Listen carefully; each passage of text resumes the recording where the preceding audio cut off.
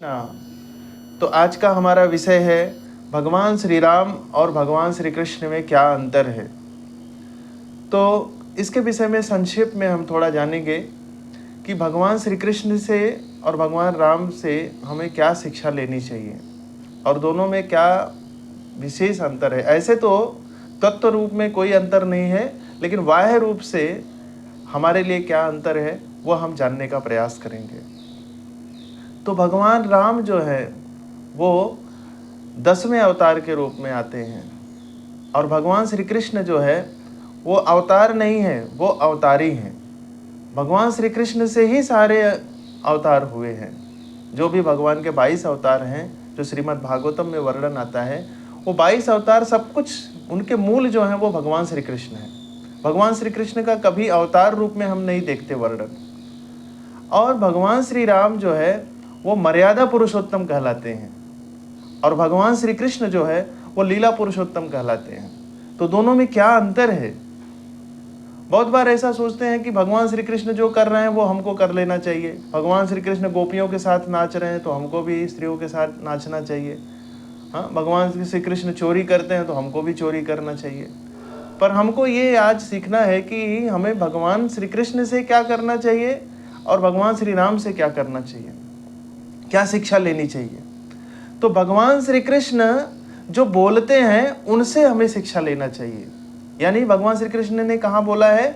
श्रीमद् भगवद गीता, कुरुक्षेत्र के युद्ध स्थल में उन्होंने भगवद गीता अर्जुन को सुनाई। तो उनसे हमें ज्ञान रूप में जो शिक्षा प्राप्त है, उनके वचन को हमको पालन करना चाहिए, उनकी वाणी को हमको पालन करना चाहिए। और भगवान श्री राम उन्होंने जो कुछ करके दिखाया, उनके क्रियाकलापों के, उनके पदचिन्हों का हमें अनुसरण करना चाहिए। तो दोनों में यही समानता है, दोनों में यही अंतर है। एक तरह से समानता भी है और एक तरह से अंतर भी है। दोनों के कार्यकलापों में कोई अंतर नहीं है, पर बाह्य दृष्टिकोण से हमको ऐसा लगता है कि भगवान कृष्ण तो कुछ और कर रहे हैं, भगवान श्री राम तो कुछ और कर रहे हैं। भगवान श्री राम कभी भी मर्यादा का उल्लंघन नहीं किया उन्होंने। चाहे उन्होंने राम सेतु का निर्माण करना हो या रावण का वध करना हो, फिर भी उन्होंने भगवान होते हुए भी उन्होंने क्या किया? बानरों की सेना लेकर राम सेतु का निर्माण किया, बानरों की सेना ले जाकर लंका पर आक्रमण किया। लेकिन भगवान श्री कृष्ण वो तो अपने हर बाउंड्री को क्रॉस करते थे। वो बचपन से ही उन्होंने देखा, पूतना, अगासुर, बकासुर, वक्टासुर, सटकासुर, प्रलंबासुर, जितने भी राक्षस थे सबका वध कर दिया। किसी सेना वेना की जरूरत नहीं पड़ी उनको। तो इसका मतलब क्या है? भगवान श्री कृष्ण किसी भी चीज के लिए बाध्य नहीं है, वो नियम को तोड़ भी दे सकते हैं, पर भगवान श्री राम नियम पूर्वक चलते हैं।